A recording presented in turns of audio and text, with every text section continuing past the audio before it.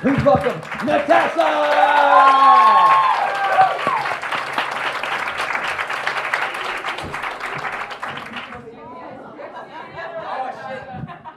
I got it. I was told we were supposed to send in a bio, so I did. I guess I'm the only one that follows instructions. Oh, that's fine. Okay, good. Okay. So before I get started, I want to ask you all: have any of you ever been on a plane before? Yep. Look at all you fly people. So I've been waiting to use that pun for far too long. So I'm a super fly person because I've been on many planes in my life. In fact, I'm so comfortable flying now that I've picked up bad habits. Like what? For example, sneaking into business class or first class so I can use their washrooms because their washrooms are better than our washrooms. Like, you get in there and you're like, ooh, leave-in shampoo, leave-in conditioner, soap. So anyways, I'm on an Arab Emirates flight one day and I get into this washroom and I open the door and I look inside and I'm like, there are mirrors on all the walls of the washroom surrounding the toilet. So you can see yourself from all angles while taking a dump. So you can guess that this next poem is going to go in a strange direction, eh? This poem is called Ode to the Butthole. Buttholes are such funny things, really so mysterious. Have you ever seen your own? Tucked in the back between two beautiful cheeks, it remains hidden, often under a pile of hair. Let's face it, although buttholes help us at least once a day, except for all you constipated folks, we know nothing about our own. Let's take a survey, shall we? And don't leave me hanging, you jerks. How many people have actually seen their very own butthole? Yes! Yeah, don't disappoint. Thank you. To be fair, it does require a little something extra to explore the butthole as opposed to, let's say, a vulva or a penis. That being said, as you already know, I have seen my very own butthole and it was sort of, but not completely by accident. Locked up in a little tiny airplane bathroom trying to do my business, I suddenly realized that my butt is reflected in the mirror behind me literally 2 inches away from my ass. Now, I'm petite. 2 inches is this much. I'm petite. I wonder how many regular-sized people have had their ass slide against a cold, hard glass. Things that keep me up awake at night. Suddenly, I could see every little detail my behind has to offer. Every lovely curve, every hair, every pimple, every birthmark in full view. Lovers will always have to tell me, even if they're lying, that my ass is just fine. Even if it's not. Take note. My last love loved my behind. But the butthole itself, we never went there. Because let's face it, there's nothing beautiful about buttholes where poop makes its grand entrance into the world. At least that's what I thought. Until this mirror and bending over to get toilet paper, ta-da! My butthole in the glass. And sure, it's sort of weird to look too long, especially when there's a line waiting outside the door. But the glimpse also told me it's kind of beautiful. And poetic. Thank you. So this next poem, before I start the next poem, I have 3. So before I start the next poem, I have to tell you all a little something. I have a twin sister. She's right there. Give her a little snap. This is the first time she's come to a show of mine, so I'm really impressed. So everybody always asks you what it's like to have a twin. And I want to tell them, it's like having a magical mirror that always tells you the truth, no matter how ugly it might be. So one day we're sitting, chatting about life things, and she's like, I don't know about this guy, he's sweet, but he's not really good looking. And I'm like, so you're saying he's ugly? She's like, no, but he's like you. Are you calling me ugly? no, yeah. But you're confidently ugly. Confidently ugly. You know what? I'm starting to really enjoy this compliment because let's face it, we can't all be gorgeous. Some of us have to be ugly, average. I think I'm a fine looking average, but maybe I'm just confidently ugly. This next poem is for you, Naomi. Oh goodness, how does this start? Yes, okay.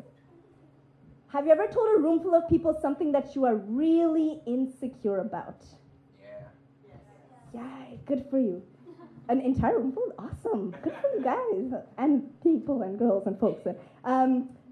Something about your body specifically. Think about your body for 30 seconds and think about something about your body that makes you feel incredibly insecure. Super unattractive. Close your eyes. Maybe people can tell just by looking at you. Maybe not. Now hold that thought. Does it make you feel uncomfortable? Because it makes me feel uncomfortable, so I'm just going to say it. Body hair. Body hair. All you brown women know what I'm talking about. Yes, thank you, Maha, thank you. And with this new wave of love your body rhetoric that is being passed around like candy on the internet, we are supposed to learn to love our bodies, despite our flaws, or because of them, or with them, or through them, or I'm not really sure as a matter of fact, but let's have no more fat shaming, or skinny shaming, or bullies making fun of kids' acne, or scars, or stretch marks.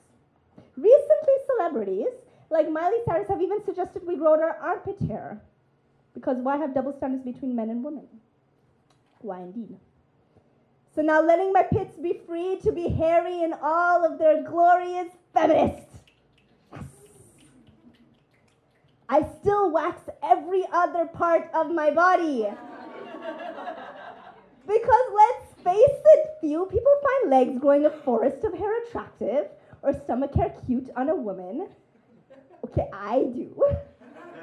I'm confidently ugly like that, but you know what? That experience is because I had to go through a really bullshit experience to get to the space where I love my body. I had to live abroad for a year where I didn't have my beloved waxing lady, Nana, to wax my body, and I don't trust anybody else. So I had to go months on end looking like a fucking monkey. But you know what? Then I learned to love myself in that process, and I was really lucky to have a partner that loved me just as much. So it was great. But not everybody has to get that experience. I'm talking about this body hair and your insecurities in general does make me feel insecure. Does. But not as much anymore. Because somehow saying something out loud makes it okay to say, hey, this is an insecurity. That's okay. Life moves on. Keep living. Don't let your fucking insecurities get in the way. Yeah. Anyway, since we're at Nasty Women's Press, let's get a little nasty, shall we? Yeah. Let's get super nasty, shall we? I lied before. I don't wax every part of my body. Brazilians, y'all don't know what I'm talking about. Not my thing. Mostly because I anticipated hurting a lot. One time my last partner suggested she wanted to wax herself down there before I went down on her, and I said, why the hell would you want to do that? And she said, I thought you might like it, new experience. Most people liked it in the past.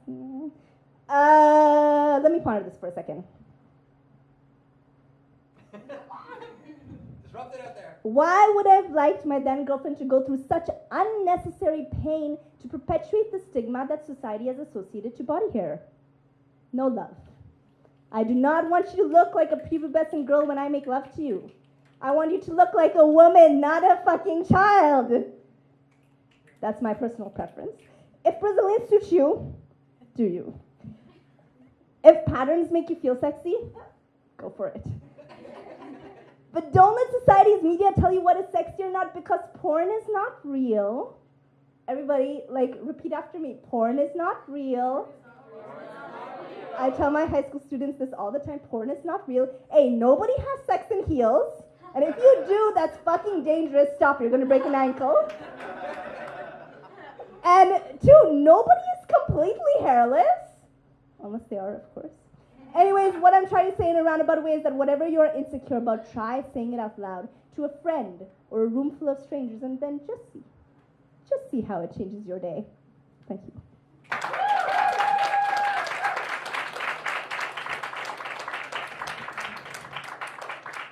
Okay, so this last poem, it's gonna be a little bit more serious, not much.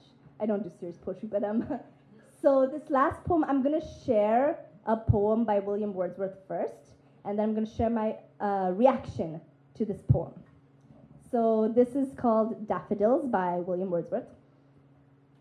I wandered lonely as a cloud that floats on high o'er vales and hills, when all at once I saw a crowd, a host of golden daffodils, beside the lake, beneath the trees, fluttering and dancing in the breeze, continuous as the stars that shine and twinkle on the Milky Way, they stretched in never-ending line along the margin of the bay.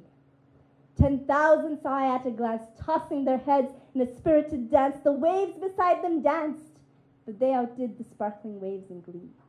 A poet could not but be gay in such a jocund company. I gazed and gazed, but little thought what wealth the show to me had brought. For oft when on my couch I lie, in vacant or in pensive mood, they flash upon that inward eye, which is the bliss of solitude.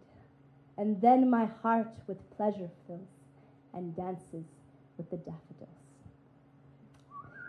So, this incredibly beautiful poem that I love so much is called Daffodils by William Wordsworth.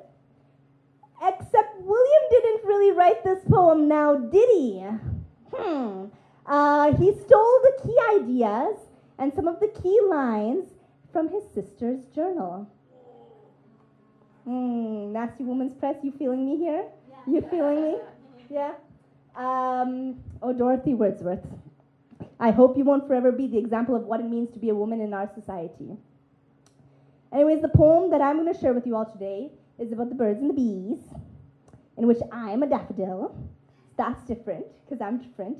And so I want to start by thanking Dorothy Wordsworth, for her beautiful imagery that got made into this poem, and for bringing us poetry in her own way, and for writing, and for bringing the world beauty. And I really wish that Dorothy was here in this century to see me speak, see a woman like me speak about sex in front of an audience. That's kind of exciting. So Dorothy, I hope you're watching through the drop ceiling.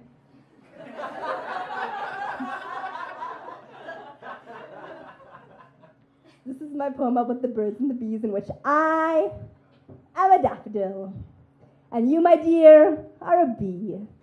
And when you finally find me dancing with all those other daffodils who make poets gay, I will wonder, how did you find me from miles away? Was it the group of us together, continuous as the stars that twinkle and shine on the Milky Way? Celestial bodies are pulled together by gravity. The laws of attraction are simple, you know. Heavier, larger objects pull in smaller ones, who only don't crash together because of the speed that they're going at. These heavier, larger objects spend space and time around them, and they just go like this. Except you, my bee, you buzz when you go around me, coming closer, and then you slow down. You stupid thing. A crash is inevitable now. You are not going nearly fast enough. The slow burn of you circling me is enough to make me bloom and blush. And then all at once, you land on the most vulnerable part of me. My pollen sticks to you. You are covered to your eyes in the color of me. Drink my nectar. Make me sweet. Call me honey. I have no idea what the birds have to do with any of this, actually. No idea why they call it the birds and the bees.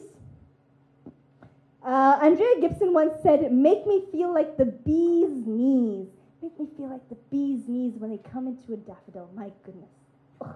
Inevitably, the poets know. You are a bee. I am a daffodil. Crash into me, darling. Fall to your knees. Make me honey. Thank you.